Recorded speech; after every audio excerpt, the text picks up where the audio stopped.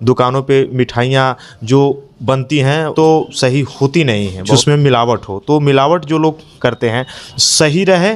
और पदार्थ को बेचने वाले जैसे ठेले वाले हैं, समोसे वाले हैं। मैं सुशील तिवारी आज एक खास मुलाकात सहायक आयुक्त खाद्य एवं औषधि प्रशासन गाजीपुर श्री अजीत कुमार मिश्रा जी से। सर, मेरे चैनल में आपका बहुत बहुत स्वागत है। धन्यवाद।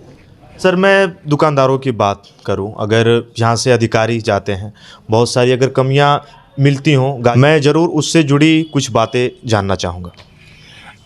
सबसे ज़रूरी चीज़ जो पहले पीएफए एक्ट हुआ करता था, prevention of food adulteration act, उसको परिवर्तित, उसको चेंज, वो अब मॉडिफाई हो गया है। अब ये फूड सेफ्टी स्टैंडर्ड एक्ट है। इस एक्ट का मोटो ही है कि एक जन जागरूकता फैलाकर व्यापारियों को भी जागरूक कर, उपभोक्ताओं को भी जागरूक कर इस एक्ट को अधिक प्रभावशाली बनाना और जनता को सुरक्षित खाद्य पदार्थ उपलब्ध कराना है। इसमें फूड सेफ्टी ऑन व्हील एक नया प्रयोग किया गया है एफएसएसआई द्वारा, जो जनपद में कम से कम 4 से 5 दिन, 3 दिन 4 दिन तो ज़रूर आता है, जो जगह जगह घूमकर प्रथम दृष्टया कैसे जांच करें कि आप जो खा रहे हैं वो सही है, इसके बारे में बताता है, जांच कर भी दिखाता है।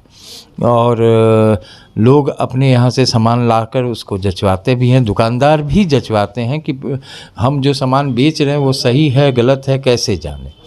एक तो ये प्रोसेस है। दूसरा, आईईसी के माध्यम से हमारे खाद्य सुरक्षा अधिकारी चट्टों पर, स्कूल में, कई जगह जा कर दुकानदारों को ये बताते हैं, एक्ट के बारे में जानकारी देते हैं, क्या करना है, कैसे करना है, क्या नहीं करना है, इसकी जानकारी देते हैं। तो एक जन जागरूकता का माहौल बनाकर कार्रवाई की जा रही है। अभी इसी महीने हम लोग ही 145 सर्विलांस नमूना इकट्ठा कर रहे हैं गाजीपुर में, जिनमें 22 दूध के हैं, 22 खोआ के हैं। ये 2 हो चुके, 2 तारीख और 4 तारीख को, और आज 6 तारीख को 20 पनीर के नमूने हैं जो विभिन्न प्रतिष्ठानों से लेने हैं।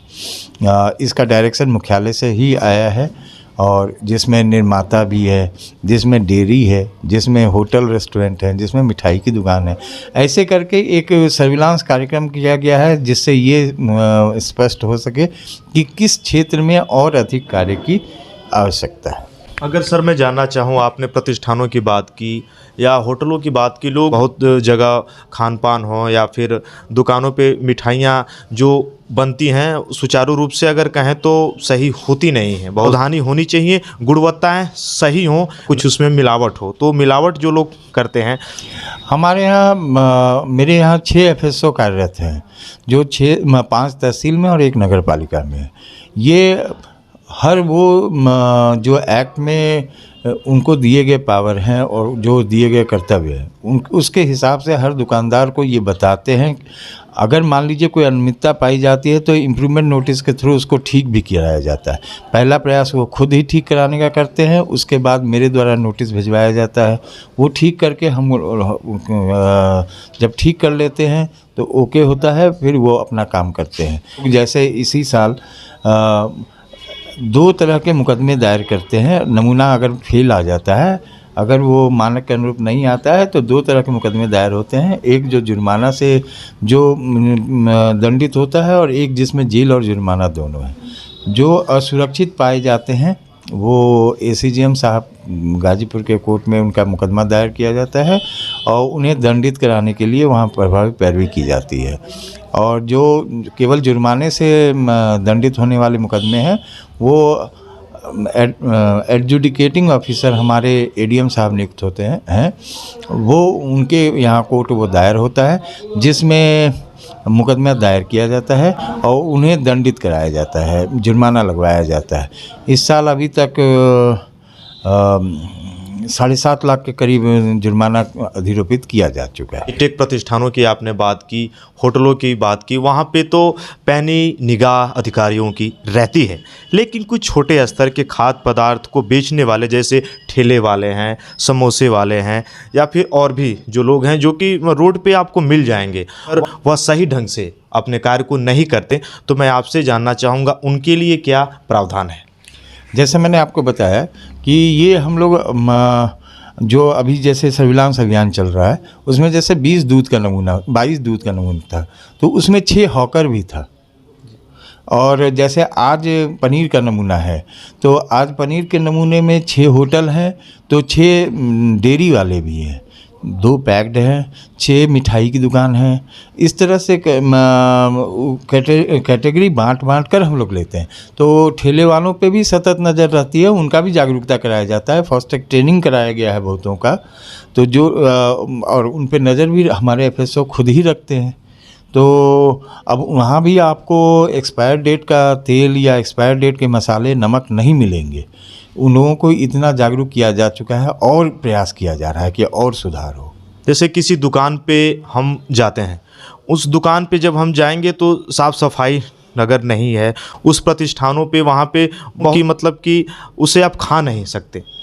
जो कि स्वच्छता की अगर मैं बात करूं, अगर वहाँ से अगर जो दुकानदार आज आपको देख रहे हैं उनके लिए क्या है, मतलब कि जहाँ भी रहे सेफ़ रहे, ऐसा ना हो कि 2 दिन 4 दिन का अगर कुछ ऐसा है जो कि मतलब कि आदमी खा नहीं सकता, अगर हम खा के बीमार पड़ जाते हैं, ऐसे दुकानदारों को अब ये लगभग जैसे हम लोग अभी तक 12,000 लाइसेंस रजिस्ट्रेशन बना चुके हैं गाजीपुर में, तो इतने दुकानदारों से तो डायरेक्ट टच में हैं।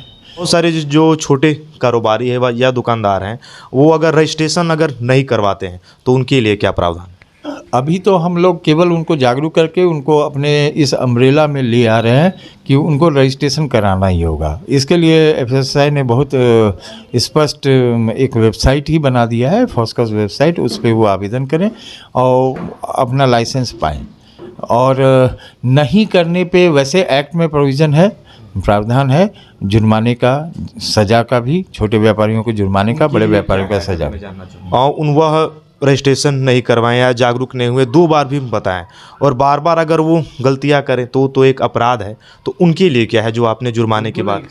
एडजुडिकेटिंग ऑफिसर के यहाँ हम लोग मुकदमा करते हैं और मुकदमा कर देंगे। अभी तो हम लोग समझाने पे जितने लोगों को कवर कर सकते हैं कवर किए जा रहे हैं, उसी में ये संख्या बढ़ी है।